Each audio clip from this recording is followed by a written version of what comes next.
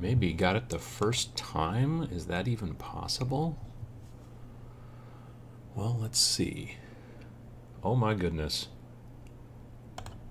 First try. First try. Let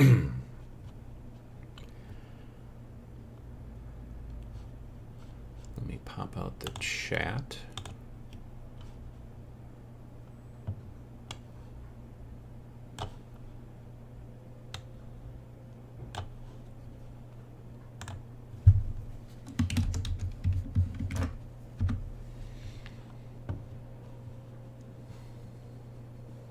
All right.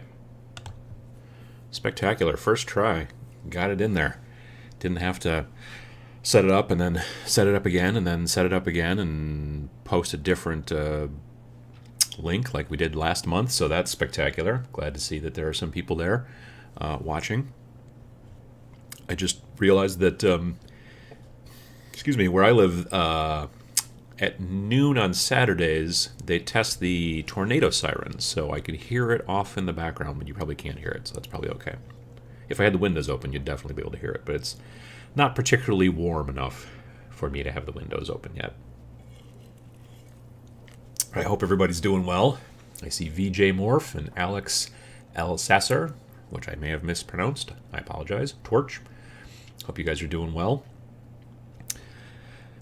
So any news today? Anything interesting? Any things that were released, talked about a little bit? Anything?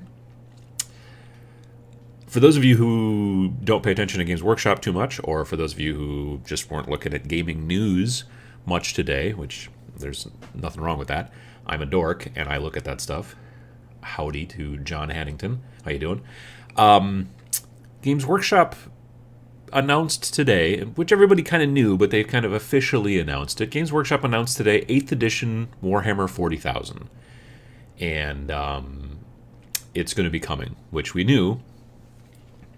But yeah, it's interesting. They have come out with not only the announcement that it's coming, but they also came out with, and this is very interesting, they didn't say when.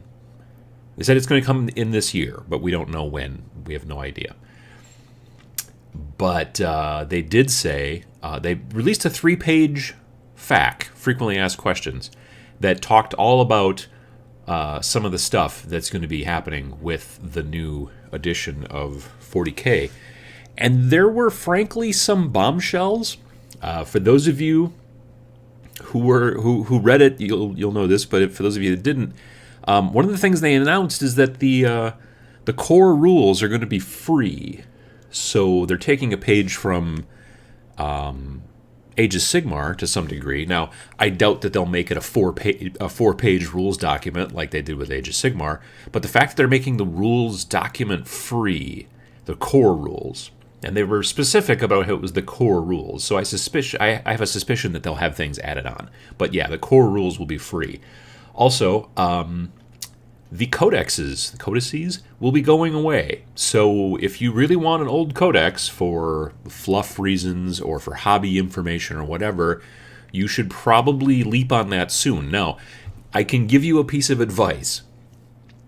If there's a codex out there that you want, before you go and you order it direct from Games Workshop, you should probably go to your local store, local independent retailer, and see if they have it, because they will want to get rid of it. I've got a friend here in town who's an independent retailer, and he has a shelf full of old codices, and he's not particularly happy about this. He understands why they're doing it, and he understands its progress or whatever. But the fact is he's like, well, now I've got $1,000 worth of codexes sitting here on my shelf, and I don't know what to do with them. So if you do want to get a codex, if you want to read all about the Necrons, or you want to read all about the Orcs or whatever, any kind of stuff like that, I would go hit up your local shops. They will possibly give you a deal if you're going to buy them, because I don't know that they're going to have much to do with them once the new edition launches. I have a suspicion that they're going to follow along the same lines to some degree.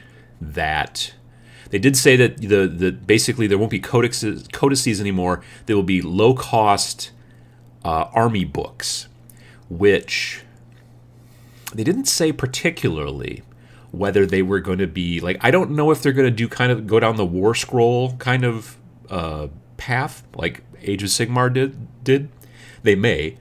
And then, but if you look at Age of Sigmar, yeah, you can download the rules for free, and you can download the War Scrolls for free. They may make them, digital data slates, as VJ Morph is saying here. But they will still sell books just like they do for Age of Sigmar. You want to play, let's say, Sylvaneth, you can download all the Sylvaneth rules from the website for free. But if you want the battalions and the special rules and the special spells, then you need to kind of buy the book. But if you don't really particularly care about that, I mean, I play Death. Death doesn't really have a book. They have a Grand Alliance Death book, which is just basically a reprinting of the War Scrolls, but they don't have a specific hardcover fancy book just for Death, at least not yet. They probably will at some point, since they're starting to re-release the Death Rattle stuff and whatever for Age of Sigmar. But anyway, it's going that direction. Now, they've said that they're not going to simplify the rules to the point like Age of Sigmar. Like, literally one of the questions in there is like, oh, are you going to Age of Sigmarify 40K? If you get the chance, go onto their website, check out the document, the frequently asked questions. It's really interesting because not only are they answering questions that I really kind of didn't expect them to answer, they're also kind of, they've all got a bit of a sense of humor about it. Like, they're making, they're kind of making some jokes a little bit about themselves. I should probably just real quick try to find it. I could read some of that stuff to you here. All right, so let me bring up my email, and then that was not the email button. So yeah, I earlier this morning I got an email because I'm on their mailing list or whatever for Games Workshop, and that's where this information came from. So it was kind of interesting. Games Workshop breaking news. Find out more. Frequently asked questions. Great new edition. FAQ. Okay. So, is my army still valid is the first question. Yes, it certainly is. You'll be able to use your army in the new edition of Warhammer 40k. All current armies will be supported with new rules. Can I use all of my models? Yes, every Warhammer 40k miniature we sell today will be usable in the new edition of Warhammer 40k, blah, blah, blah. Actually, let me just, if you guys are interested, I'll just post a link and see if this works in the chat thingy. If Matt can do it, I should be able to do it. There we go. That, in theory, will work.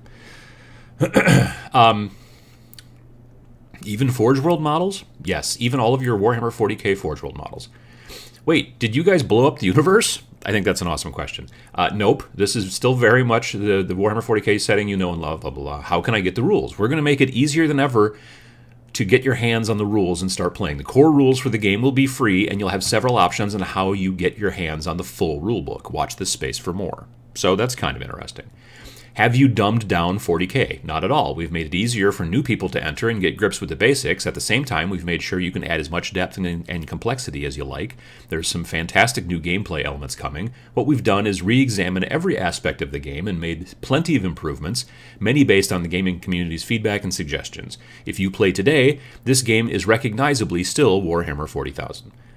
What happens to my codexes? The rules in our current range of Warhammer 40,000 codexes aren't compatible with the new edition of 40k. These books will be going off sale very soon. If you do want to pick any up, now's the time, as all of the great hobby content and background information will still be valid as ever. What's in the new starter box? A new starter box? Question mark? That'd be exciting. I guess we'll fill it with some awesome new miniatures. And then it says parenthetically, come on, we can't spoil all the surprises for you. Are you getting rid of points? Not at all. There will be a full point system for use in matched play, one of the 3 ways to play covered in the rulebook.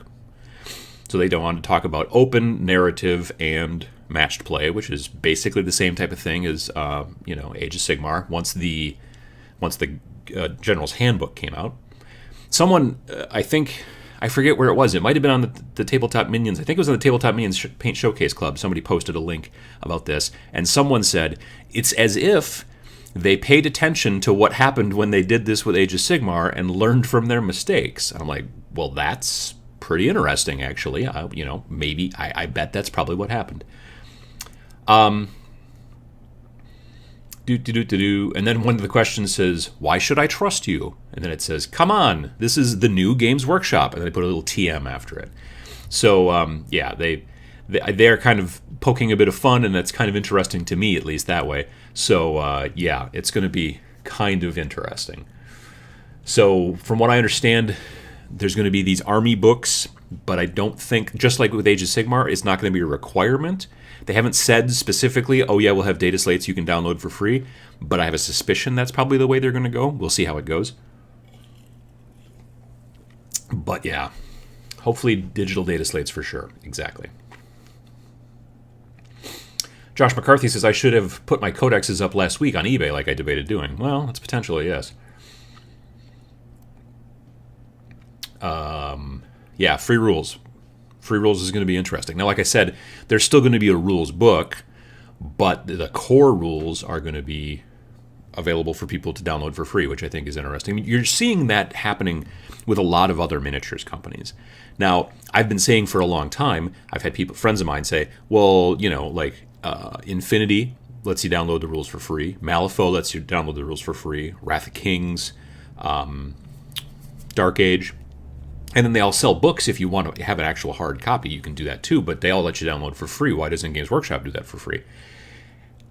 And this was kind of in response to the release of Shadow War Armageddon, because you know, they're not going to just give away the rules on that as a free digital download, though they will be selling the rules soon. And I said, you know, the reason the Games Workshop, I take that back. The reason that those other companies are giving away the rules for free is kind of because they sort of have to. I think if any one of those companies was like the biggest in the industry, they probably wouldn't give away their rules for free either. You know what I mean? The reason they need to give away their rules for free is because it's better business for them. You will download the rules, check them out, go, yeah, that's cool. And then in theory, you will buy more models because you didn't have to spend $50 to $100 on a rule book. And it seems there now as if Games Workshop has decided, well, yeah, this is actually not a bad idea. We could sell more plastic if we sell fewer rules. And I think it makes sense. So, yeah. Josh McCarthy says, making it easier is huge for me. I've played like 10 games over the past 2 years, and I still don't get it. Yeah, I think that being able to add some sort of clarification and to maybe...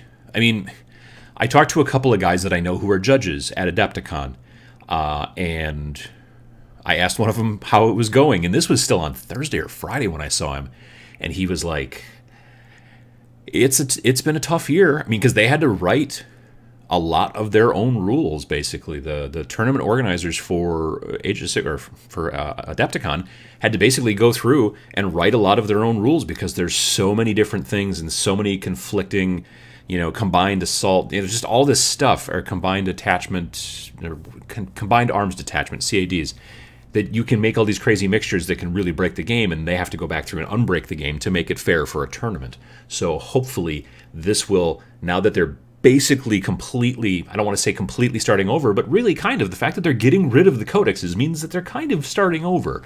Hopefully this will help to fix some of those issues down the road. So we'll see.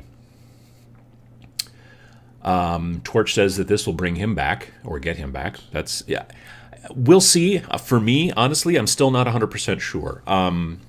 For me, it's the army size. Like, one of the reasons I like Age of Sigmar is because I can run an army of about 20 figures, 25 figures, and 1,000 points, and that's great. If there's something like that in 40K where I can run, again, maybe 20 or 30 models tops, and that's my army, then I could see it bringing me back, especially since now I am bringing... since I'm starting to build stuff, even smaller forces for Shadow War Armageddon. Like right now, I have my Chaos force for Shadow War Armageddon because I've had Chaos Space Marine stuff for a long time. So I'm already ready to go. I've got pretty much everything I need painted up for that already, for a decent Chaos Warband, mostly Nurgle based. But then I'm also working on an Imperial Guard force for Shadow War Armageddon, which I've never run Imperial Guard before, but I did have a group of 10 of them that I bought used at Adepticon, like I don't know how long ago, and I just primed them with the not Army Painter, but the Krylon stuff.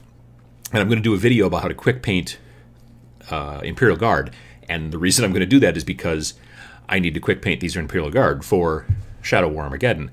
My next group after that is Space Wolf Scouts. I'm building Space Wolf Scouts just because I really love like all the weird little fur stuff that you can add on and all the and like I just happen to have a bag of like the crazy Space Wolf heads, with the mohawks and all the beards and all that stuff like that. So I'm going to build those and go from there. So for me, starting with those groups, maybe if I can then drag them eventually into full-blown 40K 8th edition, we'll see how it goes. But VJ Morph says, as someone getting back into the hobby and not having played for 20 years, I can't wait. I really believe that they've learned a bunch from... one of the cats has found a cat toy that makes bird calls. You may be able to hear it in the background. I don't know which one. But anyway, what was I saying? Friggin' cats. Anyway, so for getting back into the hobby, I think they learned a lot from Age of Sigmar. And I think that they learned about how many people came back into the hobby or had just started the hobby for the first time because of Age of Sigmar.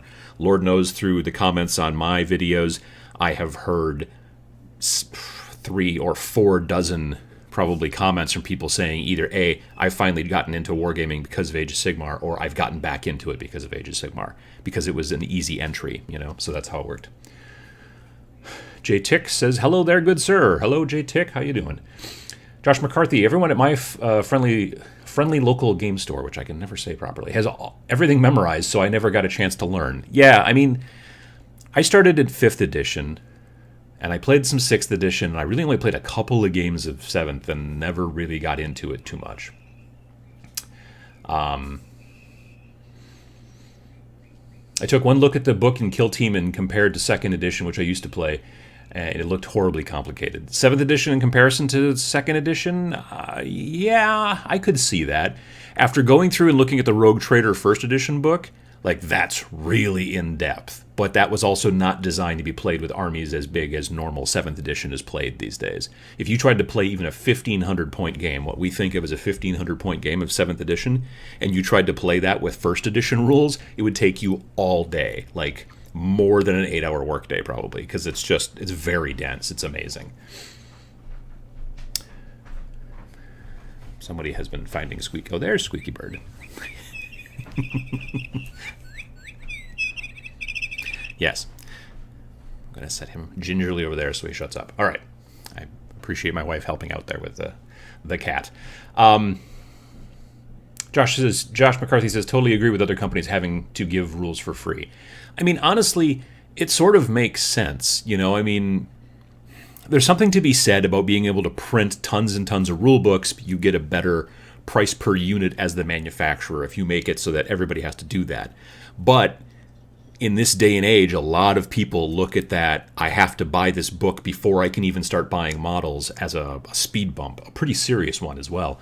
So, yeah, I think that it's a smart business model that a lot of smaller companies have picked up on, understanding that it helps them compete in the marketplace. And I think that it's also smart of Games Workshop to just go, we really want to sell more models, frankly. So with the ease of digital distribution now, why wouldn't we? You know what I mean? So Soapy Chan says, I'm looking forward to the new Death Guard. They're basically Blight Kings in space. Yeah, no, and I'm a big fan of Blight Kings, if you've seen mine. I've got to start taking better pictures of actually the painted stuff I've got done. I picked up it's called a macro mat from Table War at Adepticon, and it's basically a thing for it's like cool backdrops for taking pictures of your models. It's printed on the same kind of neoprene sort of mouse pad material that their big gaming mats are, and there's like a framework, and you can clip this sort of thing on there. I've got to just take a bunch of pictures and get a bunch of that stuff done, because I really like the way that my Blight Kings turned out. But I really love the Blight Kings in general, and the fact that they're making 40K models like that makes me pretty happy. So VJ Morph says, I think this is going to get lots of old players back into the hobby. I think that you're probably right, honestly. And Shadow Wars has already started with that. I think you're right on that situation too. VJ Morph, Adam, like 8th edition Kill Team. I mean, it'd be interesting, yeah, if they do release a new Kill Team like kind of thing, or if they just take the normal Kill Team rules and slightly modify them to fit the new 8th edition and produce that as a book, or maybe a box set like they did in 7th edition. I think that's why we saw. I think that and a mixture of that and Shadow War is why we saw Kill Team all of a sudden leave the website. You know what I mean? So that's kind of the thing. Jay Tick says, I'm a little worried about the interaction with Horus Heresy. I'm really hoping it's smooth. I played since the first year of release. They have said, from what I understand, that Horus Heresy, aka 30K, will follow, I believe, along the lines of 8th edition. So, yeah, I don't know. It's a good question. I mean, because I think that some of the people who are really into 30K are, I don't want to say they're going to be stubborn, but they're going to, if it shakes things up a lot, especially since most of the 30K models are so much more expensive than the 40K models, I could see that being a real trouble. You know what I mean? If they make that transition a little janky. I'm hoping that they've learned a lot from the transition from 8th edition fantasy to Age of Sigmar. So we'll see how that goes, you know. But I think that they have to have, probably. Jay goes on to say, at that time, I think there was myself and 10 other people in the entire Midwest that played Heresy. The first year Adepticon had like 16 people. Yeah, there was, I mean, it took a long time, I think, to get traction, but as we saw this year at Adepticon, there was a ton of people playing it. I know, actually, Jay played in a big, I think it was a big Apocalypse game or something for 30K. So there was a ton of people standing around that table and having it looked amazing. Yeah, that was kind of interesting. Yeah, definitely. That sounds like some fun hobbying, Adam. Yeah. Yeah, honestly, the last 2 weeks, all I've been doing is building terrain. Because, as you patrons know, I set a goal, and when we hit that goal, then I'm going to start doing battle reports. And I think I said maybe once a month, or I'm not sure exactly. Well, we're getting closer to that goal than I kind of thought we would have at this point in time, which I appreciated. And again, I love all the support. I really do. But when I was looking at the numbers, I was like, that battle report's going to come up a little sooner than I had originally thought. So I'm like, well, I really need to get some terrain. So I looked at it and I thought, okay, well, I have terrain that I could use for Frostgrave. But my 2 Frostgrave warbands are not painted. Then I looked at the ability to do, say, a Shadow War bat rep, and I was like, well, I have 2 warbands for Shadow War painted, but I don't have the terrain done. So I started thinking about which would probably go quicker, which would maybe get more views, and because of the new hotness factor with Shadow War, I may try to attempt that first, which is why I've been banging out as much terrain as I can lately.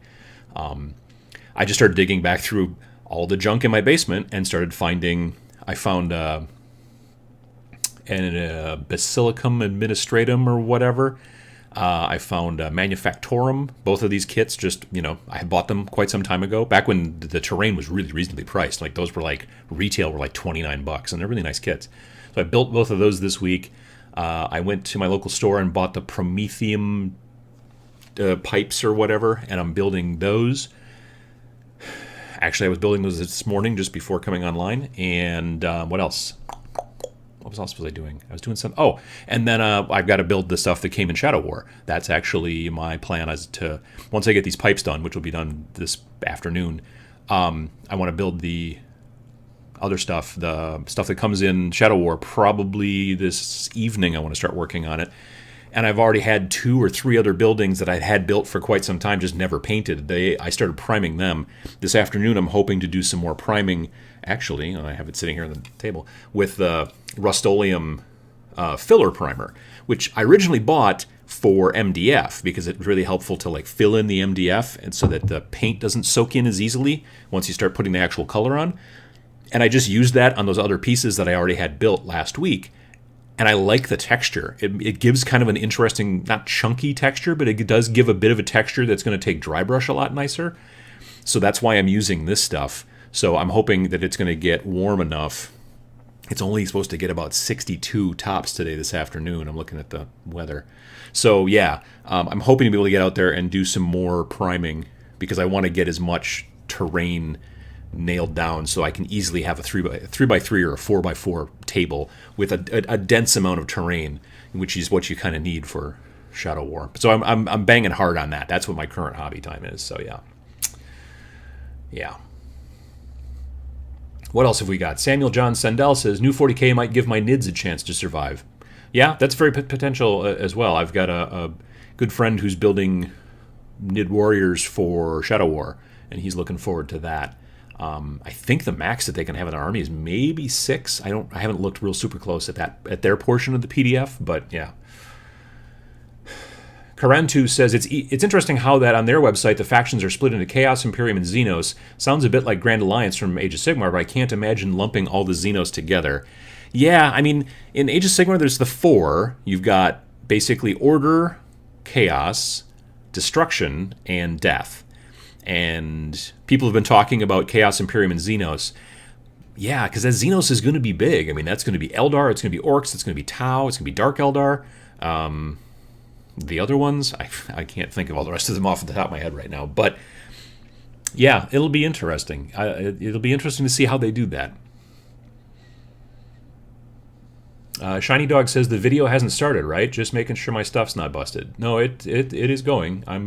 If you can hear me, well, you should be able to see it too. It's been going since right around noon, so about 26 minutes I think we're in.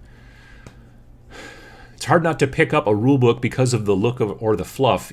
PropMax says, it's hard not to pick up a rulebook because of the look or the fluff inside, even if there's very little chance of actually playing the game. Some people really, really, really love the hard copy. I've got a friend at work who had me pick up Rec Age, the new 2.0 rules, the real small little rule book. It's like 50 pages.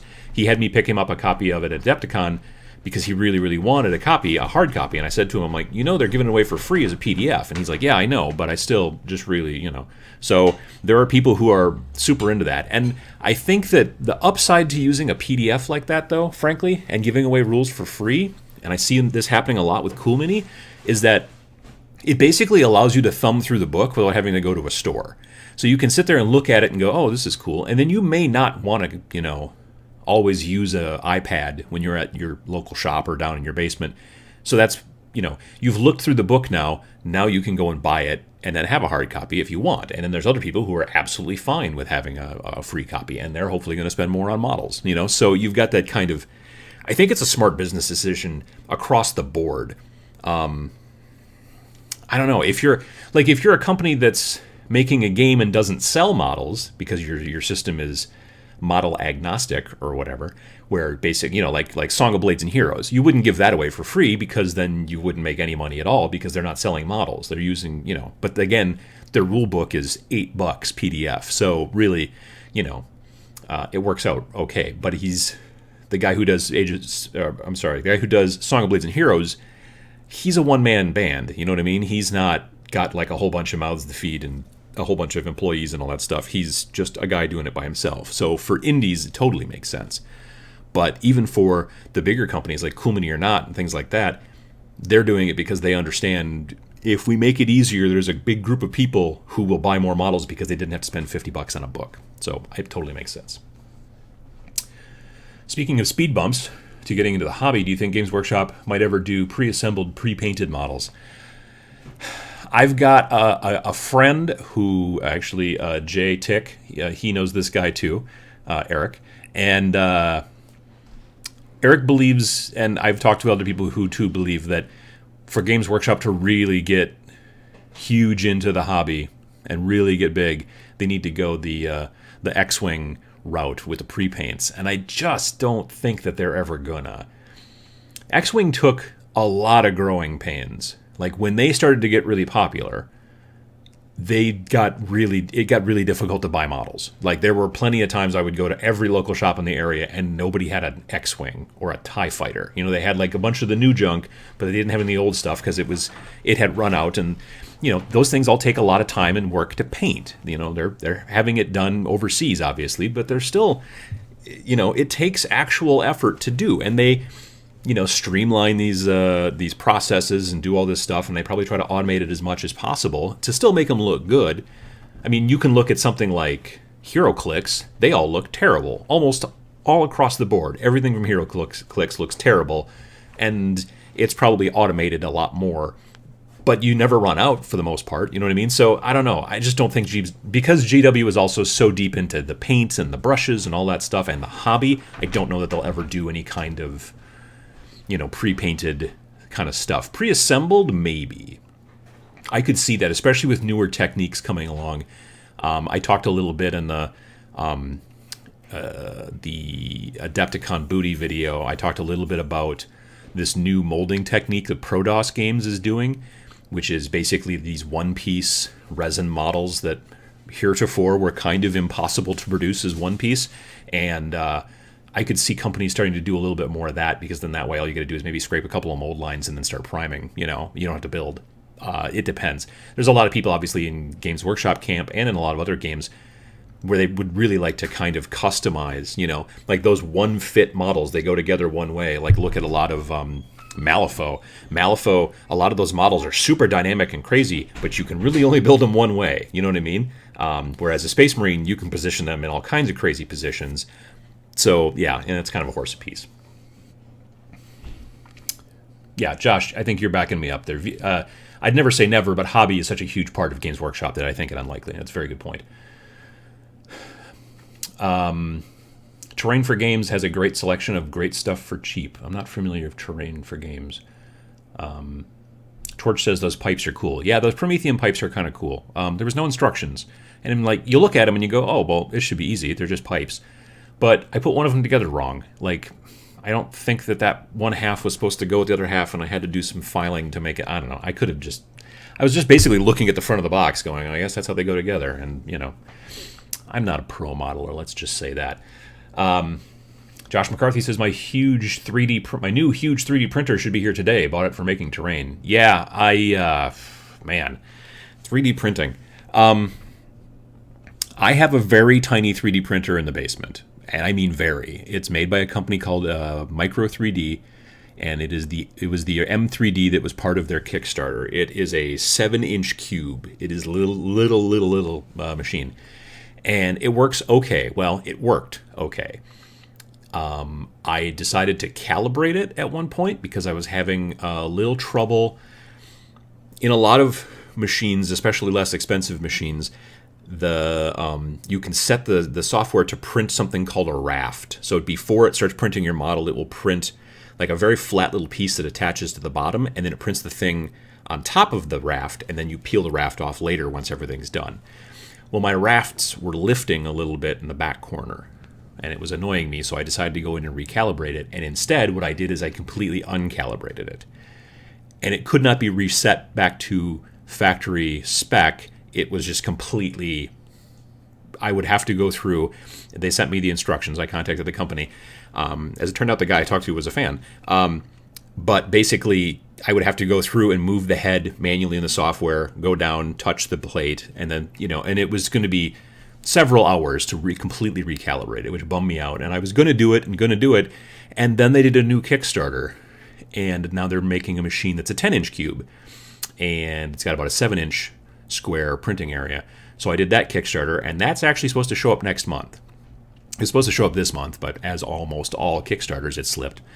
So it's going to show up next month, and I'm hoping to do some small terrain pieces with that. And then I'm going to actually give my old piece to a good friend of mine who has the patience and to actually go through and recalibrate it and get it all set up, and then he can have it.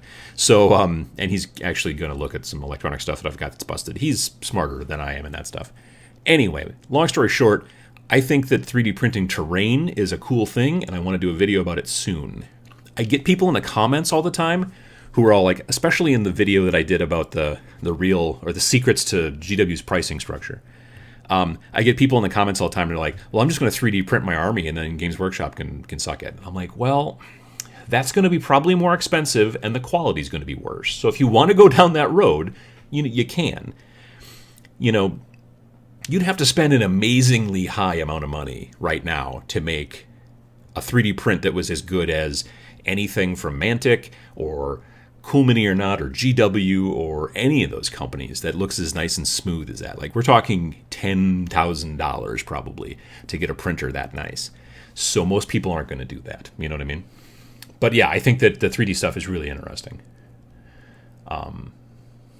Ooh, Josh McCarthy says I run a maker space and we have 3 printers there and a laser cutter. Yeah, laser. Man, I wish I had a laser cutter. Actually, I know a guy in Menasha, which is a couple towns over, who has a laser cutter and has a small business where he does stuff with it. And I've been kicking around the idea of trying to talk to him and maybe make some. Like, I'd love to actually design my own terrain kits and maybe sell them through like an online store or something like that. I think they'd be kind of fun. Although there's zillions of people out there already doing it, but I could find some pieces that I think that nobody else is doing that might be kind of interesting. So, I'd love one in the basement, but they can be pretty expensive from what I understand.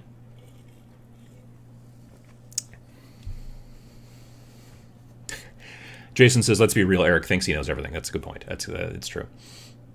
Let's see here. What else have we got? Yeah, that new molding tech thing that I was talking about, that it's called Unicast. I thought it was called Unity, but I looked it up later on after the video because I'm good at research.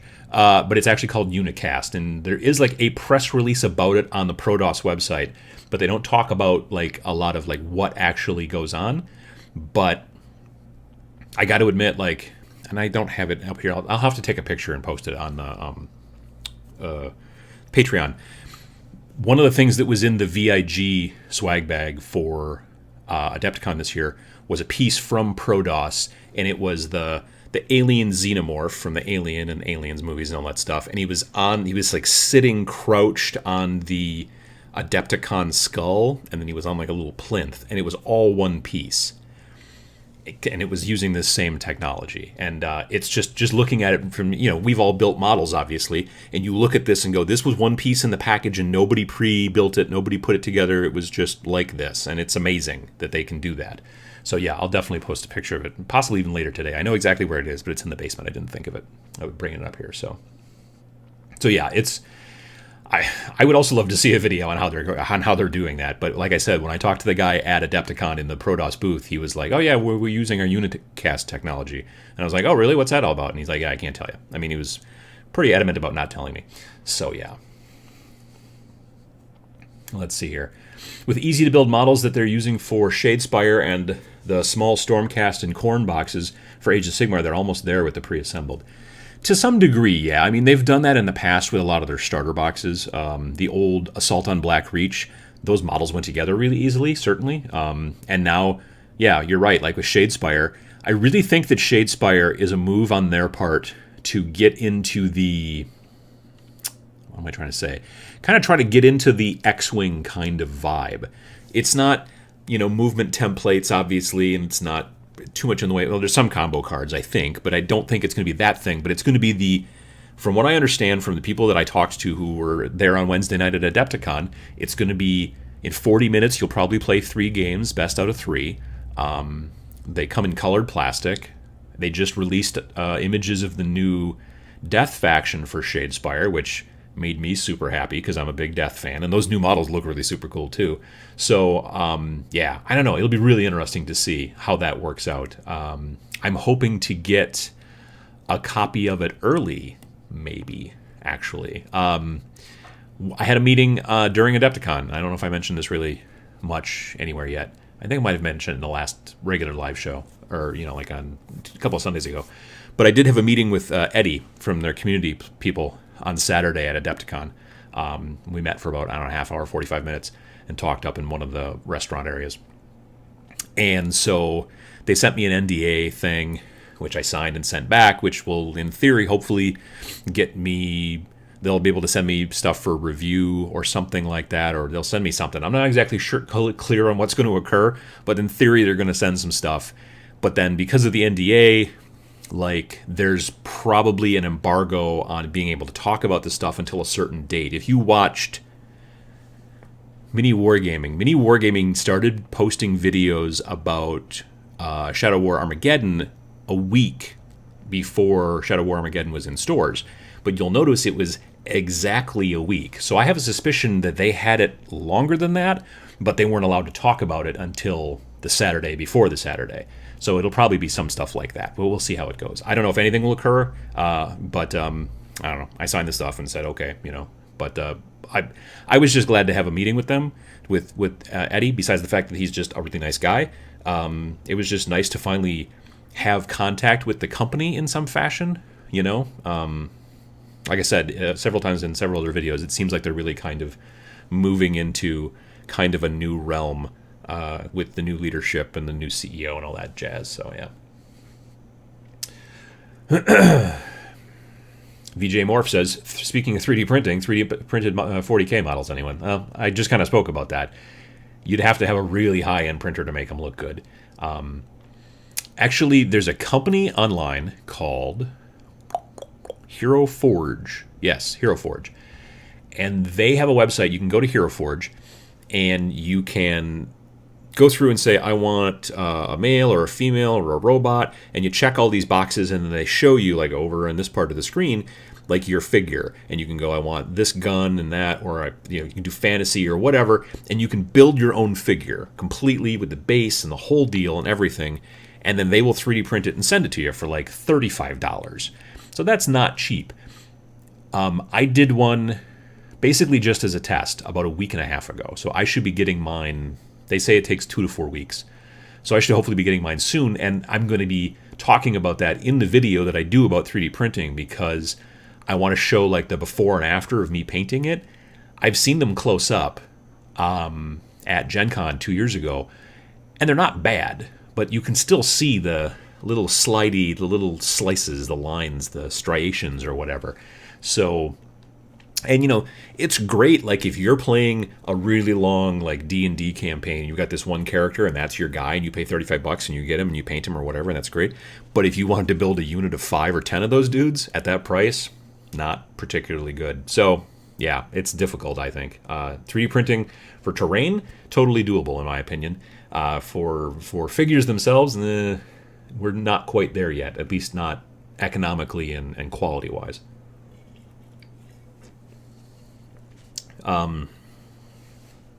Josh McCarthy says, look up the Creality CR10, 12x12 with a 15-inch build platform. I have looked at getting like a better, like after I did the Kickstarter, I came across a couple other 3D printers. I was like, oh, maybe I should get this one instead. So I'm going to see how this Micro 3D one works. This new Micro 3D one, the Micro 3D or the M3D Pro, has a heated bed, which will basically kind of get rid of the need for a raft in most situations, which would be nice. And it's also got a whole bunch of sensors and all kinds of things. It's supposed to, they didn't just make it bigger, they also added a whole bunch of other new technology to it. So I'm really looking forward to that. If it's something that I start doing a lot of, I could see getting even another one down the road that's bigger or more powerful or better or whatever. I was looking at a really cool one at Adepticon this year. If you guys were, any of you were at Adepticon, there was a booth that was selling, I think they were selling like pirate ships or something, and they had like a big white lighted, very nice Ultimaker 2X, 2 Plus, something like that. I could be making that up. I thought that was the name of it though. And I thought, oh, that's really cool. I wonder how much that thing costs. And I looked it up, and it's like $3,000 or $4,000 or something crazy high. At least $2,000. High two? I don't know. It was pretty expensive. So I was like, yeah, I don't think I can justify that at this point.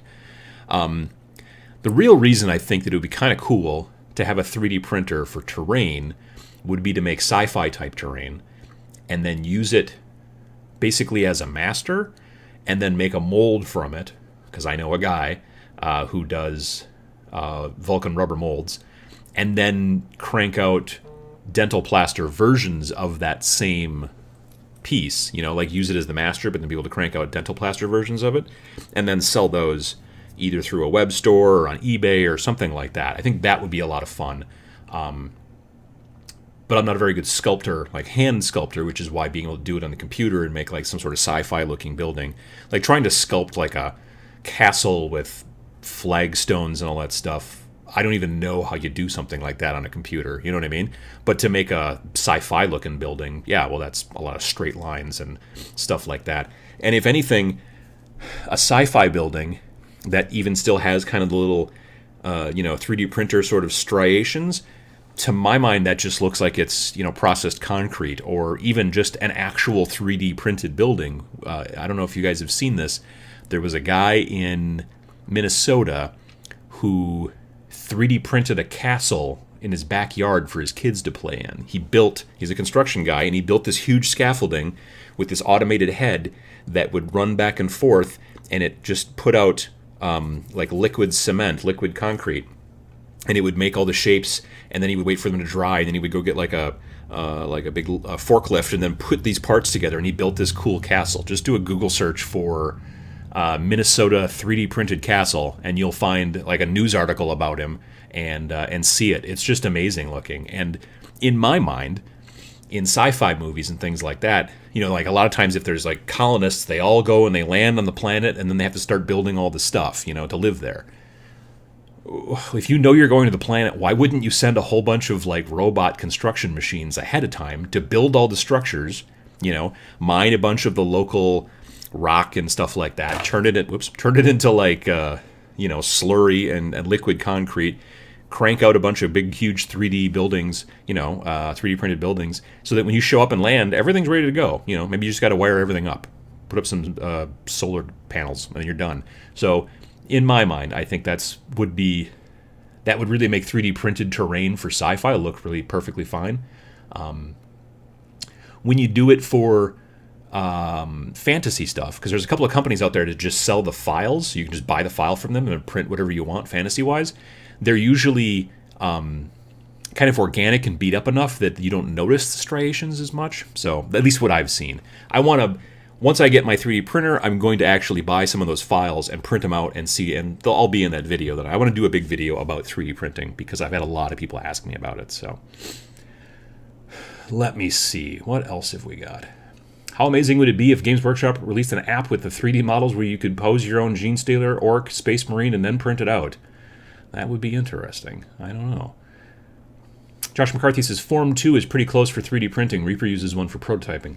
Yeah, Form 2 is a nice machine. It's messy. I know a guy down in Milwaukee, actually, that has one. And he says that no matter what he does and no matter how carefully, everything is sticky around that machine down in his basement. Form 2, for those of you that don't know, it's not... So a normal 3D printer has like a spool of plastic, which it kind of feeds through a nozzle, which it heats up, and then it kind of squirts it out and does its thing. Another way of 3D printing is to use like a vat or whatever of resin, and then, if I believe I'm getting this right, the machine shoots lasers through the resin, and where the lasers kind of intersect, it heats up the resin to the point where it makes... So basically it looks like it's pulling the material or the thing that you're building out of this vat of resin upside down, and then that's how it makes the model, and then it can be even more smooth and even more high res, I guess, for lack of a better term. And yeah, those are really cool, but they can be really messy as well and kind of expensive. Like, from what I understand, the Form 2 is probably $3,000 or $4,000, I think. But it's definitely interesting. In 10 years, that thing will be $800, or something like it. You know what I mean? Probably better. So it's interesting. Let me see here. I just finished basing my new Guild Ball minis while listening with CA and baking soda for the first time. They look pretty good. I love CA glue and baking soda. I am going to remake that video. For those of you that haven't heard about it, I sat down to make... This is in the old studio. I sat down to make a video about how I do my CA and baking soda bases. And I was kind of under the gun, and I was kind of working quickly. And at one point during the video, I glued the base to my finger. And then that made me swear a bunch, and then I got it off of my finger eventually, and then set it down on the little kind of table in front of me, and then I was trying to get the glue off my finger, and then I realized that I had glued the base to the table. That footage is all blooper footage that's saved on the hard drive, but I did not make that video. So I'm going to remake that video eventually here in the basement now instead of at the old studio. And when I do, then you guys will be able to... hopefully, I'll probably put some bloopers at the end on one of those kind of, not like a post credits Marvel thing, but just bloopers at the end. For the people that sit all the way through the video, they get to see that kind of stuff. I've been doing that more lately, just because if I have bloopers, I might as well do that. So, but sometimes I just don't have bloopers because I'm so damn good. That's not always the case. Sometimes the bloopers just aren't funny, so there's that too. Let's see here.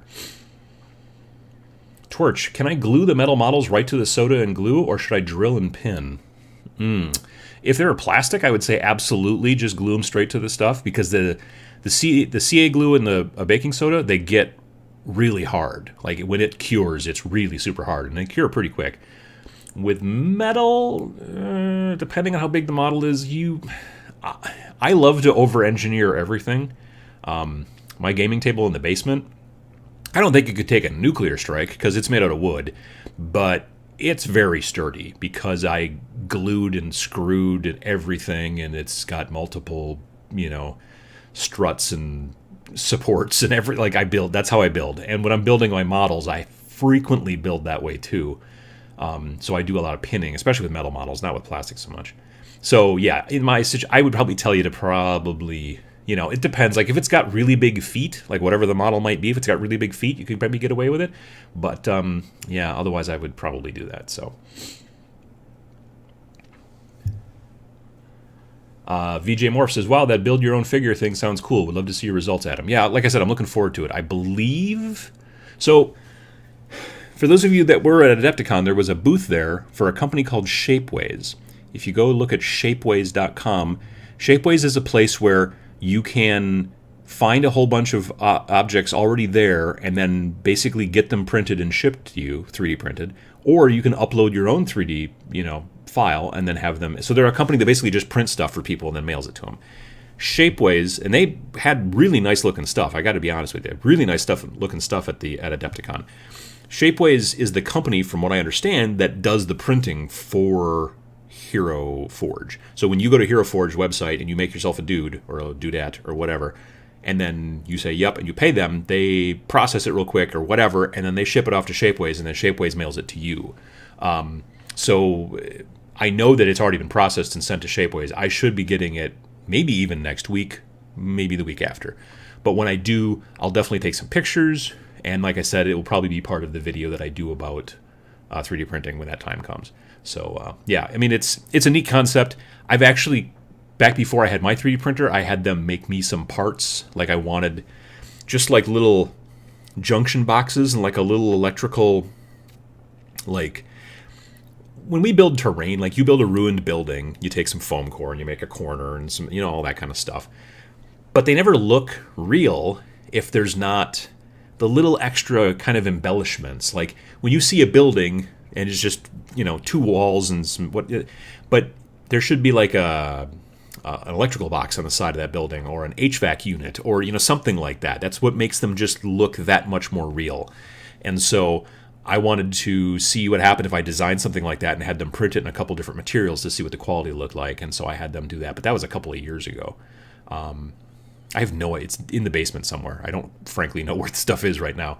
But I like that concept. And there's a couple of terrain companies that are doing that more. Anticetes, and I think I'm pronouncing that wrong, but or Aneticetes or whatever workshop. He sells a lot of stuff that is basically accessories and accoutrement, to your to both fantasy or sci-fi stuff. They sell like cool little shuttered windows that you can just glue on to like the building that you're building, and now it looks like it's got a nice so it's just details, things that we generally miss when we build our own terrain. It's very easy to just slap some walls together and maybe put some some kitty litter or some sand in the base to make it look like a ruined building. But if you also throw in some piping and some little electrical boxes and things like that, you can just make it look a lot more kind of interesting, so definitely. What else have we got here? Samuel says, hey guys, I'm painting up some ripperdactyls for my lizard men. Any ideas for a scheme? I always like to go, if I'm going to be doing something like that, if I was ever going to paint lizard men, which I kicked around the idea for a while about building a Seraphon army, that was what, as they're called, I would have totally gone and just stolen ideas directly from Google image search. Just search for lizards or brightly colored lizards or dark lizards or whatever, and just found a bunch of pictures, as reference. That's what I like to do. If I was to do Tyranids, I'd do the same thing. I would just look for like cool bug images, images of insects and stuff like that, brightly colored or iridescent or shiny or something like that, and then take that as my kind of inspiration. I did a video about it years ago about just basically going and looking at Google image search to get ideas for things like lizards or dinosaurs or bugs or anything like that. But yeah. Josh McCarthy says that was Sea Dog Game Studios. I talked to him a while. We have 2 Ultimaker 2s. I got that almost right. Yeah, about $2,500, worth every penny. They just don't break. Well, that's pretty good. They were big. I mean, I remember them being big.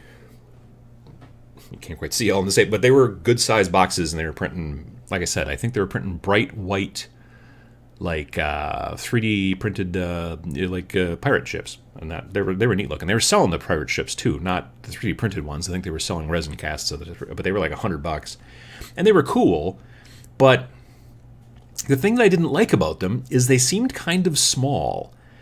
Like if you were going to put 28mm pirates on them, those ships seemed really small. Like if you were to take a 28mm pirate and put him on what I would expect to be a normal size pirate ship, that pirate ship should be 4 feet long or almost that big. But I could be wrong, I guess. But these boats were all maybe 18 inches at the biggest, and I'm like, well, a bunch of guys, it just didn't seem like it was the right scale.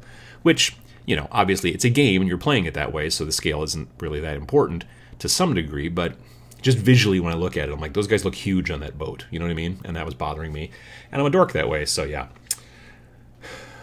What else have we got?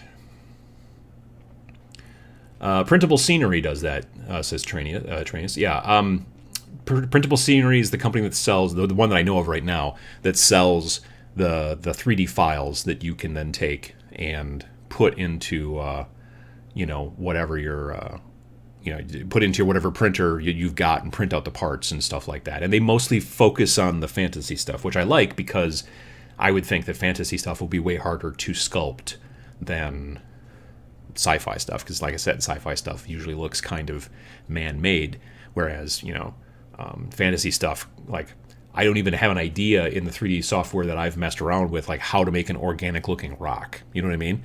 So, yeah. Josh says the resin is photosensitive. This is talking about the Form 2 3D printer. It's photosensitive to 405 nanometer light. So as soon as the laser hits, the resin hardens. It's $3,000 and $150 per liter for the resin. Yeah, so it's not cheap, definitely. Broken Brush Gaming says, please make that video. I have failed at trying CA and baking soda. It shouldn't, it's not hard. So I'll just give you the quick and easy, if you want that, because you guys are irregulars. What I do is I've already got the model usually glued onto the base, okay? And the base is just bare plastic at this point. I don't have a model that I've done in here, but I do have this model that I bought from a guy on eBay. So I'll just use it as an example. Okay, so what I do is I take a toothpick, and first I take the glue and I squirt the glue down onto the base, not completely covering it, but getting a decent amount on there. Then I take a toothpick and I spread it all around, so it goes all the way up to the edges, goes up to the edges of his foot, but not too high, and just completely cover the base in glue, CA glue. Then I have, if you guys have seen the video about wet palette, there's that Glad sandwich kind of container that I make my wet palette out of. I have another one of those that just has baking soda in it. So then I take the guy, and I don't dunk him in the baking soda. That will not work. What you do is I just pinch baking soda out of that, and I hold him over it, and I just kind of do this. And I just sprinkle it onto the base, and then I grab some more, and I just keep doing that until the base is pretty much covered with baking soda. No, the glue is now covered with baking soda. And then I just let it sit aside. Just let it sit for maybe a half hour. And then I come back and I blow on it a bunch. And then I take an old crappy brush and I brush it to get the extra, because the blowing doesn't take all of it away. Sometimes it doesn't take almost any of it away, and then you have to brush over it. And then you will find you have this nice hard crust with very, very fine detail, very fine grit, because baking soda is so much smaller than, say, sand or whatever. And so that works out really well. That's how I do basically the majority of my bases. Now, if the glue is thicker, sometimes you will get ridges that almost look like little tiny sand dunes, and sometimes you won't. So it's a little bit, it's not always 100% dead on, like, oh, this is exactly the way it's going to work. Sometimes it works and sometimes it doesn't. I mean, it always hardens the glue and it always works as a base, but sometimes you get cool ridges and sometimes you don't. There are more effects you can do. Like sometimes I drop kitty litter into the glue before I put the stuff, the baking soda on there, because you want you want to look like there's things maybe under the surface or whatever. Other times I put the kitty litter on after the glue is completely dried, because then it looks like there's little tiny rocks on the surface, or else you can use sand or whatever.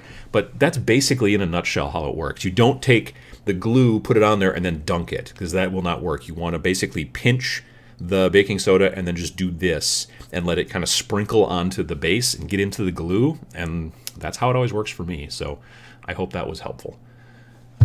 What else have we got here? Larry says you can smooth out an ABS 3D print with acetone vapor. I've heard about that. It sounds dangerous. Like acetone vapor sounds super flammable, but and I don't think that I use ABS. I'm pretty sure that the material, not figment, what's the heck, the filament that I have for my 3D printer, which will be working in my new 3D printer because they're made by the same company and all that, is, I think it's called PLA. So I'm not sure how you exactly, smooth that stuff out as much, but I don't think that works. The acetone vapor, I mean, not for PLA. For ABS, I believe it does. Andrew Spears says, Adam, you're getting pretty darn close to your first milestone on Patreon. Any plans in place for bat reps that are set in stone? Well, I was talking about that a little while ago. The reason I've been working on terrain so much is because I do see that milestone is slowly, well, not even that slowly, it's actually quickly approaching. It's probably going to be, like I said, it's probably going to be Shadow War Armageddon, because because I really want to play Shadow War Armageddon.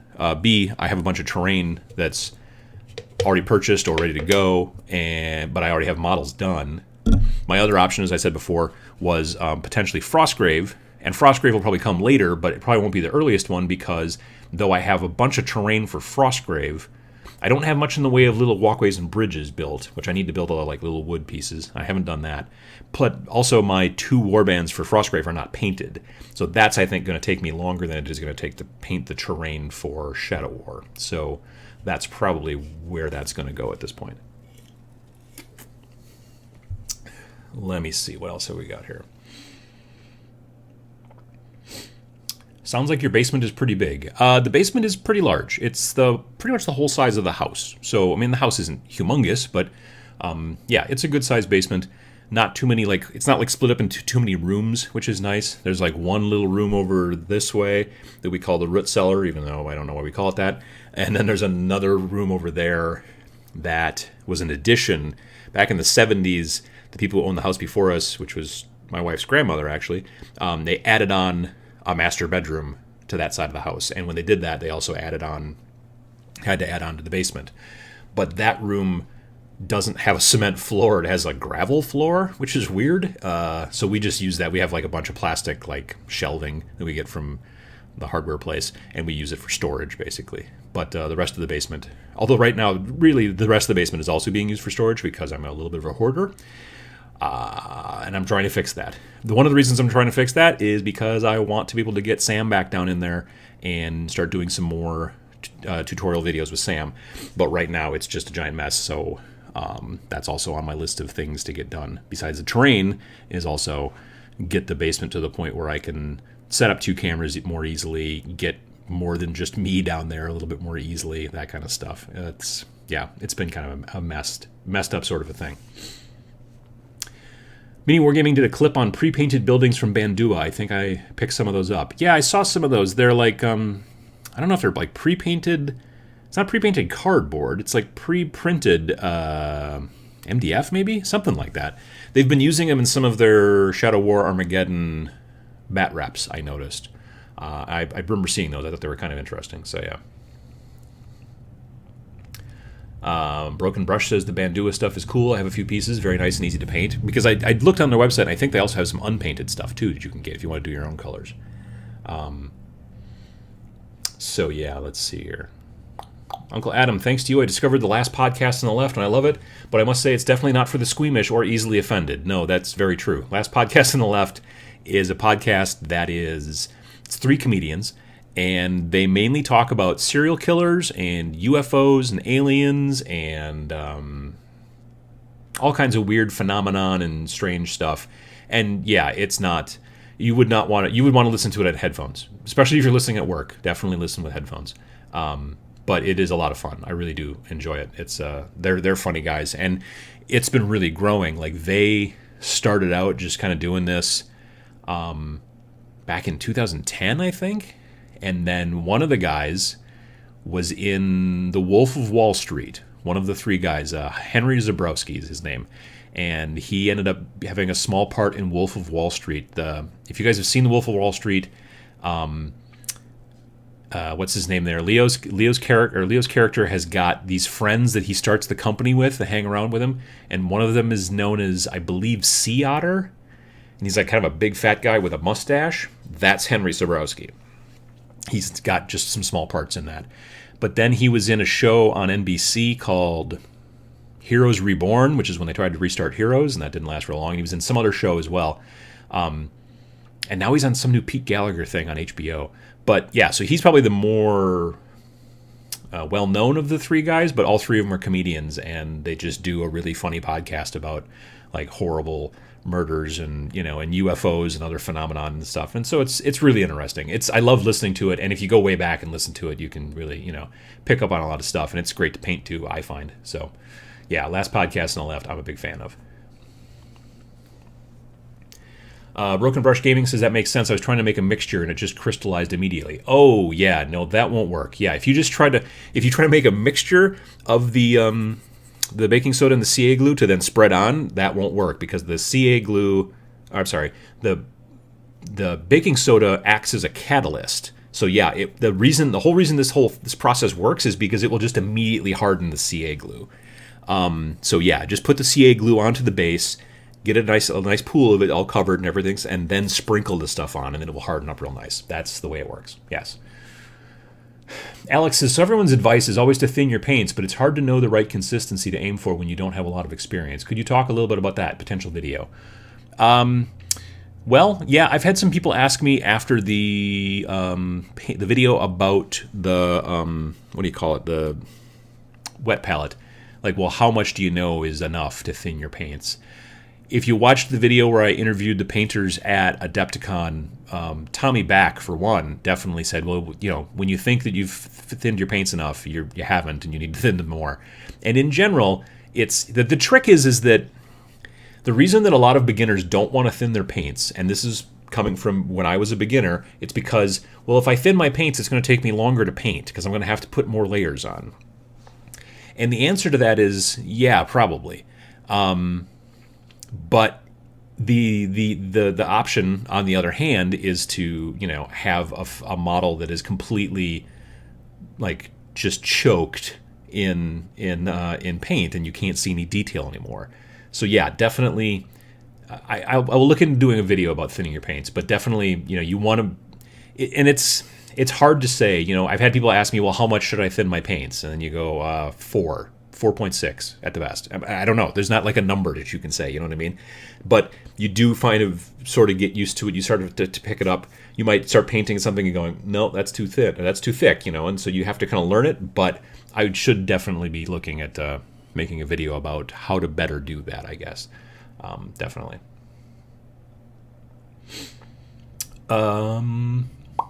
Chris at Mini Wargaming has some great vids on consistency for thinning paint. Yeah, he's a very good painter. He's one of the guys I talked to for that video where I talked to the different painters at Adepticon. Chris is a really good guy. Josh McCarthy says, PLA is correct. You can smooth it with methyl ethyl ketone. That also sounds dangerous, though, just because of the name. I don't really know anything about it, but it sounds dangerous. Yeah, definitely. VJ Morph says, problem I'm running into with thinning my paints is getting too runny and then losing control of my application. It's a fine line, to some degree, but there's also something to be said when you get further along with the paint application onto a specific model.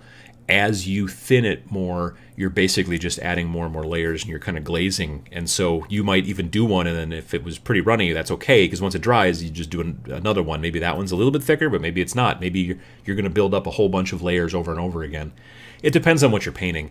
One video that I do plan on doing once it starts to get a little bit warmer outside is I want to do, one thing I'd like to try to do is to do a live stream from almost beginning to end, almost beginning to almost end of a paint job for a model.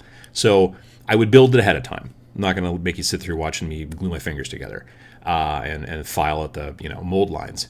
And I would probably also not.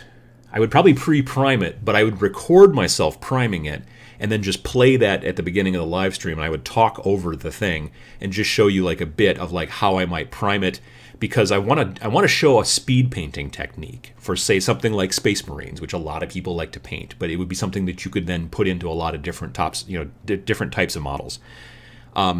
And so I would like to do maybe like a Blood Angel, or maybe like an Ultramarine, and then show you, well, here's a dark blue spray paint, and then here's a lighter blue spray paint, and now I've made myself not only a primer, but also a base coat, but even a highlight, and just show that. And then get done with that video, replaying the video in the live stream, and then come back to me down at the desk and say, okay, now I'm going to start showing you how I would quickly paint this model, and then just start cranking through them.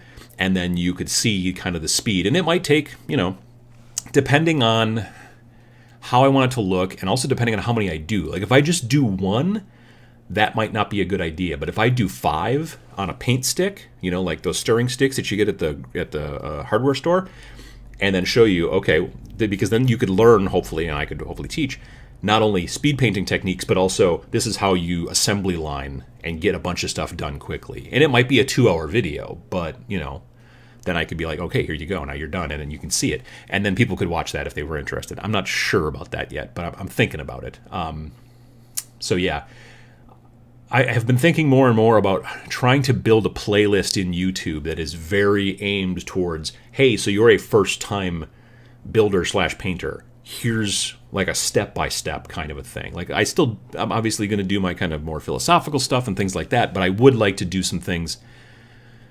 Part of me wanting to expand the channel and to do more things for the hobby through your support through Patreon and all that kind of stuff is I want to get more people into the hobby. So to do that, I want to, a lot of you guys obviously know what you're doing. You're playing games, you're playing 30K, you're playing a lot of different games. You've been painting, doing stuff like that for a while. But there's a plenty of people out there still who are like just starting to get into it. And maybe with this new 40K 8th edition, it's even going to bring in more people who are, like, okay, I don't need to buy an $85 book anymore, but I still got to figure out how to paint and glue these models together. I mean, I've had people ask me questions recently like, well, how do you get rid of mold lines? And I've never made a video about that. I know there are some videos out there, but I'll be glad to make a video about it as well. Maybe I can explain it in a way that will make a little bit more sense to a person who's been watching my videos for a while. I don't know. But that kind of thing is, I think, what's going to happen a little bit more down the road as this year goes on. One of the reasons I'm waiting for it to get warmer outside is because it's, just rattle can and spraying and stuff like that would be easier when it's not. Like today, it's like currently in the 50s, so hopefully it'll hit 60 this afternoon. VJ says, living in Australia, we don't really have basements. I wish I had that extra space. Yeah, I hear that a lot too, that there's not. I mean, I've grown up in Wisconsin my entire life, so basements have always been a thing. But as it turns out, even in America, there's plenty of places in America that there's no basements, because it's just not, like California, basements are almost never the case because of the water table, from what I understand. So, but yes. Let me see here. What else we got? Found a podcast dedicated only to heresy called Sons of Heresy. Highly recommend it. Well, that's cool. I started listening to, what's that one I was listening to? Something about the narrative. Forging the Narrative? Let me look. I kind of like it. Masters of the Forge. I'm sorry. Yes, Masters of the Forge I've started listening to a little bit here and there, and that's kind of fun. For me, a podcast, I have to like the people I'm listening to. There are plenty of podcasts out there that are very informative, but I can't stand listen. No, that's not I can't stand. I don't enjoy listening to the person for a long period of time. If I'm going to sit down and listen to a 2-hour podcast while I'm painting, I want to enjoy that time and not just go, oh, well, I got a lot of good information from it. I need a decent personality or several decent personalities. I need to laugh generally. So yeah, that's why I'm kind of picky with podcasts. I mean, these kind of videos that I'm doing here, this and the Every Other Sunday show, are kind of like podcasts. They're a little like boring podcasts because it's generally just me, but I'm trying to answer your questions, and it's the format that works. And a lot of people say that they love to listen to it when they're painting, and that's great. That's kind of why I'm doing it. I have kicked around the idea of doing a podcast, but I really feel I would need to find somebody else to do the podcast with me. And I've been trying to, I don't know, I'd love to find somebody local. I had a guy all lined up, and I was like, I'm going to talk to him about this. He's funny. This will be great. We'll work together. And then he bought a restaurant, and he's a chef. And so now he never has any time. Like, he still paints quite a bit, actually. He's got a really great-looking Death Guard army, but he does it all, like, early in the morning and stuff like that when everybody else is at work, and he never has any free time. So I haven't seen him actually laid eyes on him in a couple of years because he's been working so hard. But, yeah, so eventually I'll figure it out. But, yeah, it's a podcast I think would be interesting. I don't know if I would need to be doing a podcast and videos every 2 weeks, the live ones, and I don't know. So you don't want to get into every last little nook and cranny of the internet. Sometimes you got to pick your battles, I guess. But yeah. What else have we got? Will Vallejo Medium work with Citadel paints? Or do Citadel do a thinner? Citadel has a thinner called Lamium Medium. It's not a thinner per se. It's more of a medium, which I think is slightly different, but I don't know how much of a difference it is. I believe they should work together. I can't imagine why Citadel and Vallejo wouldn't work together, but I guess I haven't tried it. And then Duncan, you're right. Duncan in the videos almost always uses water. Frankly, with acrylic paints, I almost always use water myself. I rarely ever use thinner or medium. If I'm trying to make something a specific color that I've got to paint for into a glaze, then I'll mess with medium and water, well, more medium really, or thinner. But if I'm trying to just thin my paints, I just generally use water. So, Shiny Dog says, I thin pretty much everything but metallics and washes with water. For those I use Lamium Medium, which I believe is an unpigmented acrylic. Yeah, I believe that's the case as well. I don't think I have any Lamium Medium. I have Ard Coat, which is their like gloss varnish in a little pot. I use that because I always love to use a dull coat to like as a final varnish on my models because I like that matte finish. But if I'm doing Nurgle, you want them to have that matte finish, but then you want all the icky sores and pussy bits and the wounds and stuff like that. You want those to look glossy and wet, so then I go over them with a little bit of just those parts with some of that shiny. It's called Ard Coat, and it's a varnish, and it's glossy, and it works really nice, actually. It makes them look wet in those areas, so it's kind of a fun trick. What else have we got? Adam, which do you enjoy more, hobbying or playing? Hobbying. What do you think is the breakup of your time of hours hobby compared to hours of playing? Oh, Lord. Yeah, I definitely prefer hobbying. It's not that I'm against playing. I love, and I've been meaning to make a video about this too, about the kind of almost meditative sort of state of hobbying, which is not for everybody. There's plenty of people out there who get angry when they're hobbying, like they don't want to paint and they don't want to build and they don't know what they're doing yet or whatever, and it makes them frustrated and angry. But for those of us who've at least kind of started to figure it out or have decided that they want to go down a path of learning or whatever, it's great stress relief, honestly, for me. I mean, I love just being able to go down to the basement, pop in my headphones, listen to an audiobook, listen to a podcast, and just paint, or build or whatever. I find it to be very kind of soothing. I really enjoy it. It's great kind of alone time and whatever. So I do prefer the hobbying a lot more. I do enjoy playing, but I don't play competitively because I just am not interested in that portion of it. But I do play. I enjoy playing. I just don't like to play competitively. I like to play to have fun. As it turns out, I think that games should be fun, which I've said a couple of times before. I should make a t-shirt or something. I don't know. So yeah, VJ, that's where I'm at. I definitely prefer the hobby aspect to it, and I want my stuff to look nice, but I don't go crazy. There's plenty of people out there who go kind of crackers and spend forever on a single tack squad, and I understand that, like normal troops, I need to get them done so I can get them onto the board and play, because that's really where you're kind of going. That being said, I am kicking around this year the idea of doing my first kind of display piece that's just designed to sit on a shelf and look cool. I have the parts bought. I have the idea in mind. When I'll find the time, that's another question. But I do have the the interest now in actually kind of trying to do a display piece and seeing how that goes. I just don't know that my paint quality is quite to that point, but I'll give it a try and see how it goes. Again, if it doesn't work, then I can just try again later on or something. It's not the end of the world. Karantu says, going back to something I brought up earlier, but maybe the Chaos Imperium Xenos division is for general army books, not for allegiances. That way they could sell basic faction rules and points for cheap. Yeah, I mean, when you play Age of Sigmar, if your entire army is Chaos, then you get, according to the General's Handbook, you have special allegiance abilities and things like that are, because you decided to go completely Chaos. The thing that's very interesting about Age of Sigmar, at least, is if you wanted to mix chaos and destruction and death together in your army, you totally can. If you want to go, okay, well, I'm going to put these Stormcast and these Nurgle Blight Kings together, and they're going to fight against your guys. There's nothing that says you can't do that. You totally can. You will not have the ability to get those allegiance powers because you've gone across the four, main Grand Alliances.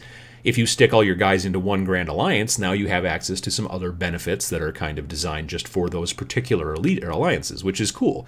If you go even further down that road, though, if you decide to go all Stormcast or all Sylvaneth or whatever, and then you bought the book that kind of attaches to that sub-faction, then you can get even better, in theory, benefits by being more faction pure, which is very interesting. We haven't had anything like that in 40k for quite some time. It used to be, as a Chaos player, actually before I started playing as a Chaos player, it used to be, from what I understand, if you went all Nurgle or all Khorne, you got special benefits in your CSM army that you don't get anymore. By the time I started playing, everybody was basically mixing and matching all their different Chaos guys together because there was no benefit to not do that. There was no benefit to saying, I'm going to go faction pure, because they had taken them out in the most recent codex. So if they do anything like they did with Age of Sigmar, they'll go back into that direction. They will decide to make it so that, if you want to play, they did that a little bit with 7th edition and 6th edition even, where you could, if you want to play Unbound, knock yourself out, do it,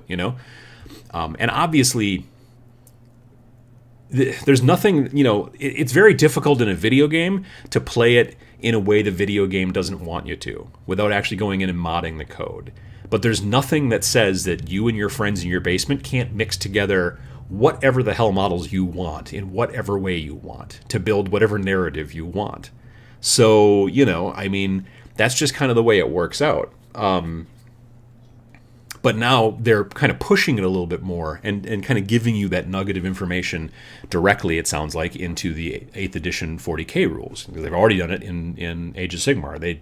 There's no place ever where in Age of Sigmar where they're like, oh, well, you have to be, keep your allegiance all together. We, as a group of people in my local area who play Age of Sigmar, we all generally decide you've got to pick one of the four, Grand Alliances and stick with that. But if somebody came along who was really new to the game and they're like, hey, is it cool if I play, if I mix these 3 allegiances together or 3, Grand Alliances together, I wouldn't tell them no. I'd be like, yeah, it's cool. Let's play some games. Let's give it a try. If there was a tournament, it would be up to the tournament organizer, obviously, but, that's a whole different kettle of fish. Can glue for plastics stick metal magnets to plastics? I would say that plastic cement probably wouldn't. The trick with plastic cement, which is different than CA glue, aka super glue, plastic cement is designed to actually kind of melt the plastic. So you put some plastic cement on this piece, and then you put some on this piece, and it kind of melts both of them, and then you push them together, and then they fuse together a little bit more. CA glue is not the same as that, but CA glue is probably your best bet for getting magnets to stick to plastic. When I do it, and I haven't done magnetizing in a while because I haven't been playing 40k in a while, but I have done it in the past, I would drill into the shoulder on my Space Marine and drill into the arm on the Space Marine, and what I would do is take a little, very, very, very tiny glob of green stuff, and I would push it inside the hole, really tiny, way, way, way smaller than a pin, or a pea, I mean.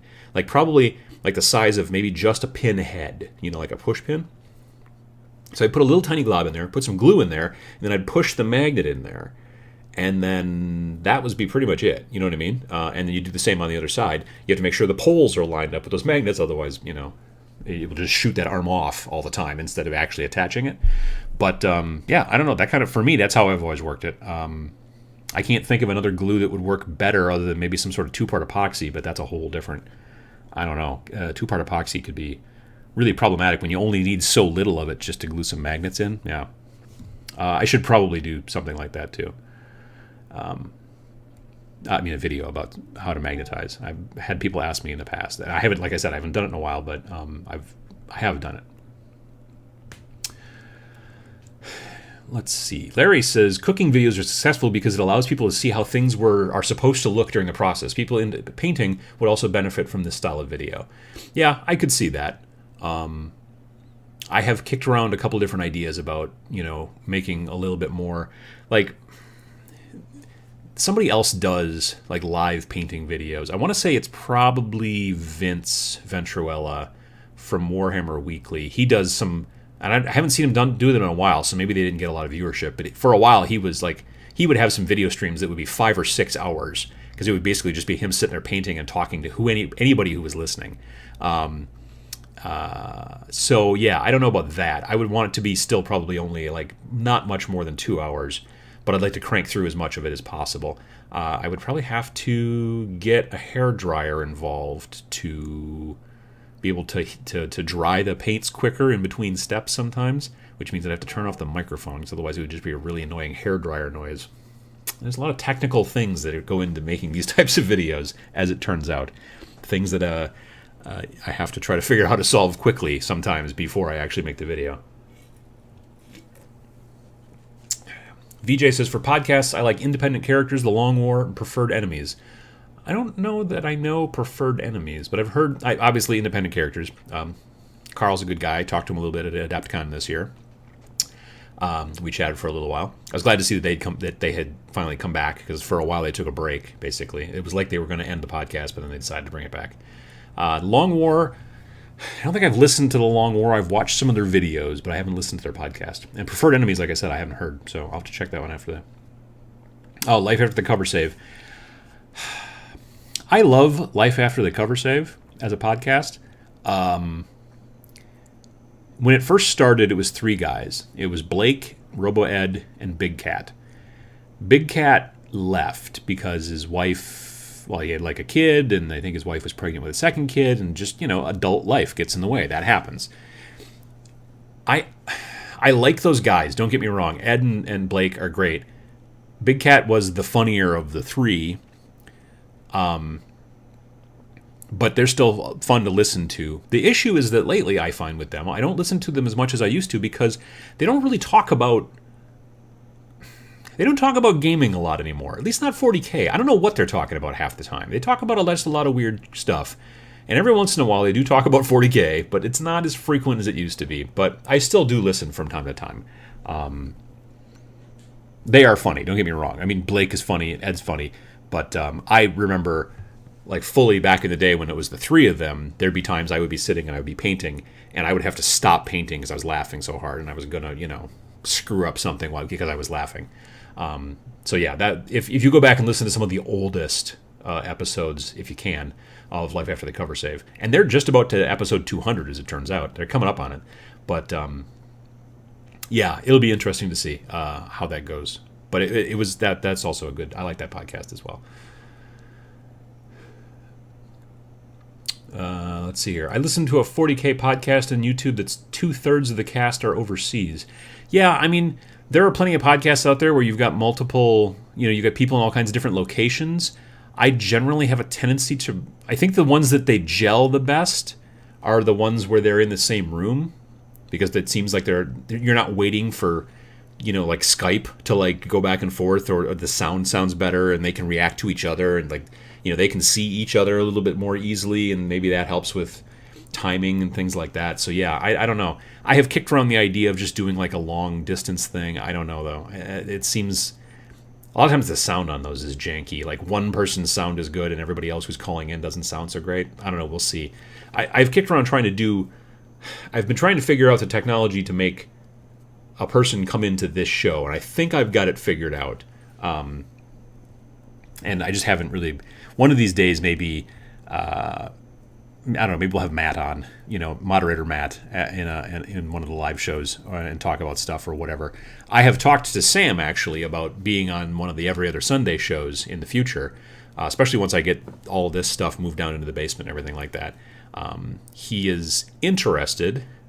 That being said, I'm not sure that the 9 o'clock in the morning on a Sunday is necessarily his liking, but he said he could probably make it happen. So yeah, we'll see how that goes.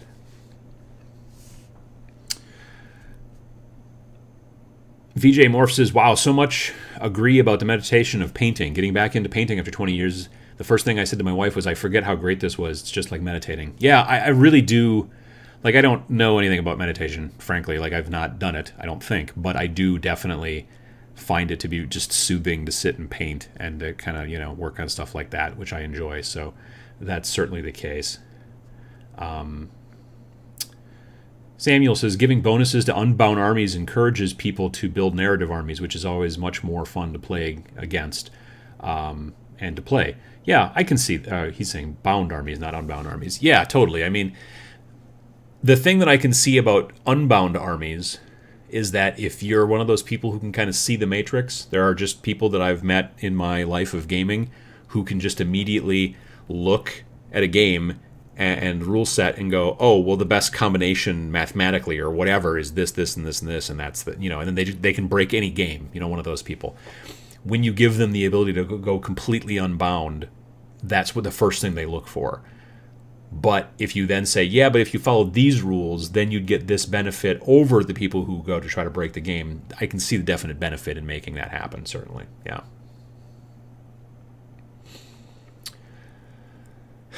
When did people start magnetizing? Back in the day, we would just say, that's not a flamer, that's a melta for this game.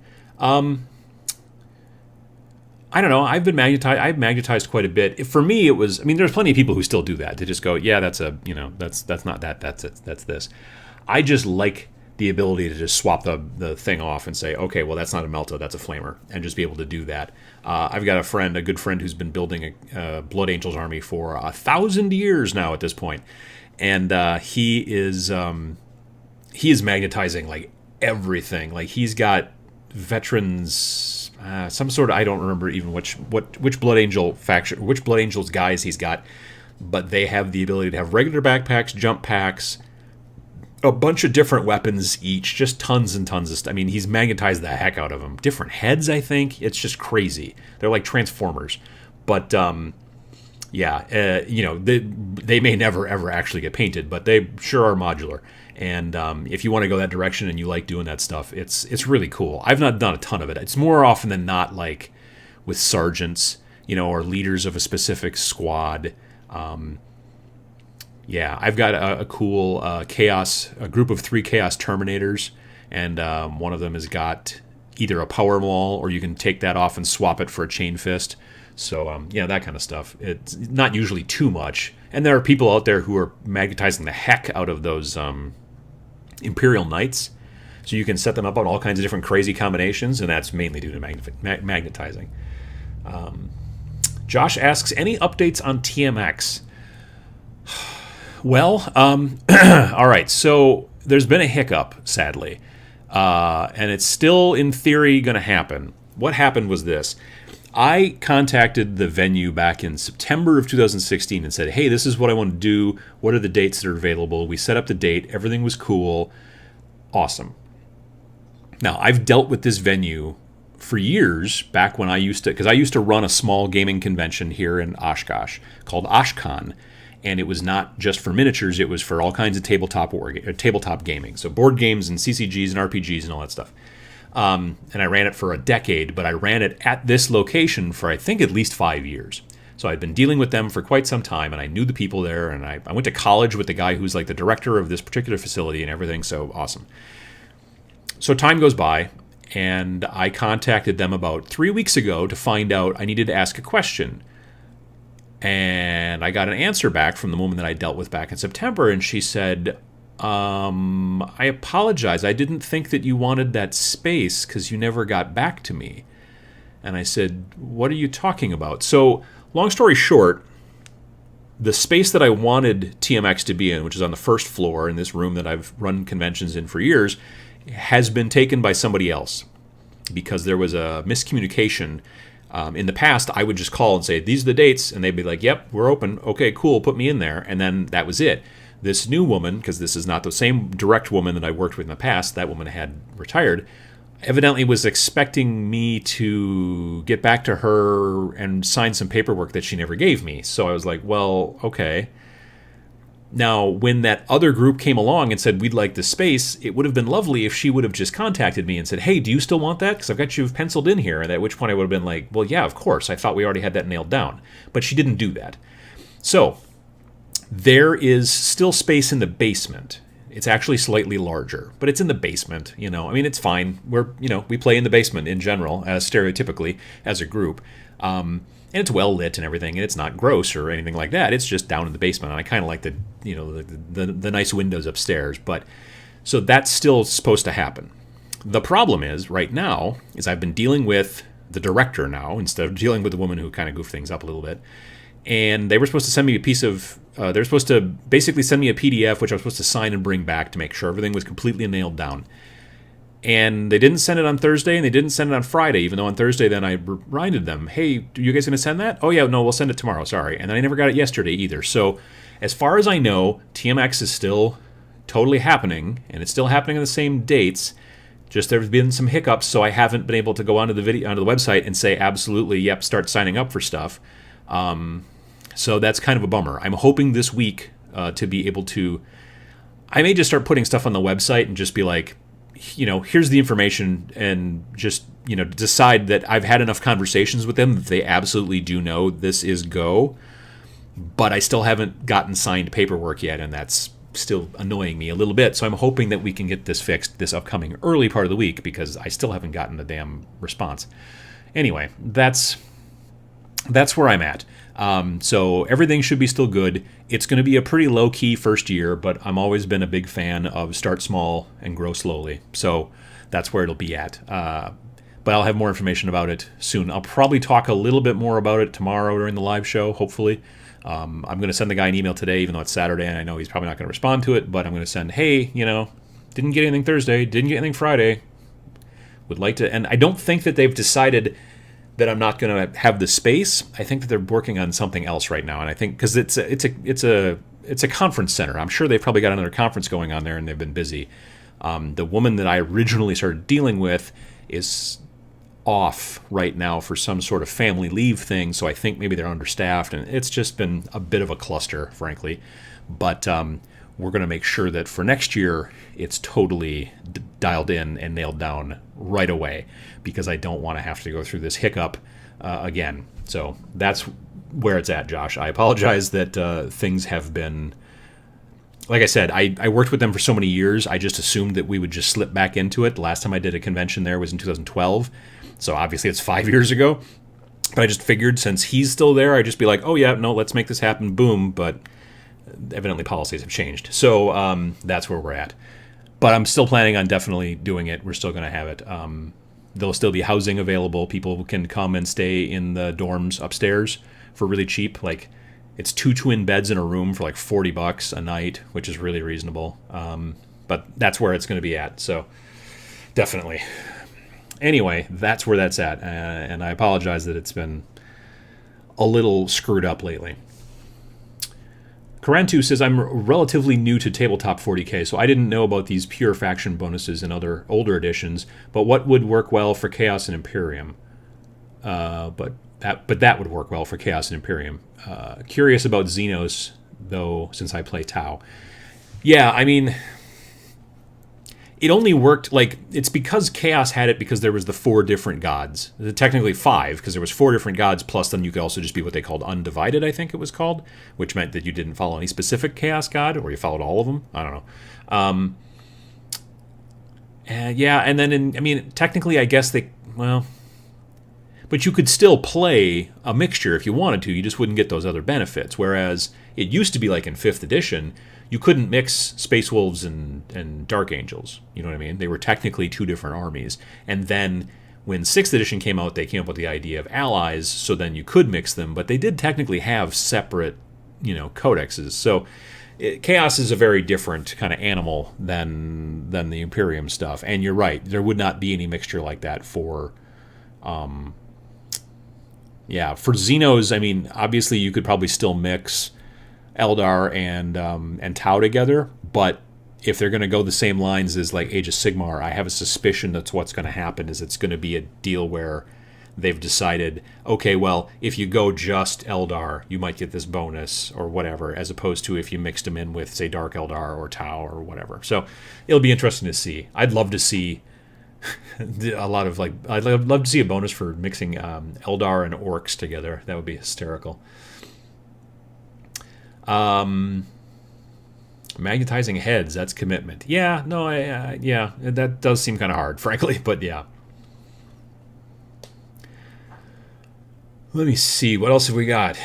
Josh says, yay, TMX, I'm off that weekend, looking forward to driving up and hopefully get a room. Yeah, I mean, room space shouldn't be a problem. As soon as I post about it, if you give them a call, yeah, I mean, it's a big place. It should be fine. Definitely. All right, well, it is about an hour and 40 minutes in, and I think that I'm probably going to go eat some lunch, and then we will do this again next month. I'm trying to. I think that the pattern that I'm going to follow, and I think it's going to work. The pattern that I'm going to follow is that I'm going to try to do these irregular shows on whichever Saturday is closest to the 20th of the month. So I've tried to put the next couple of them into my calendar on my phone so I can keep track of them, but it seems like the last two have worked that way. Now, admittedly, tomorrow I also have a live show, which is the Every Other Sunday show, but I don't think that I'll ever be able to make it so that I can do this. I don't think I'll ever be able to make it absolutely that there are separate weekends. It's fine.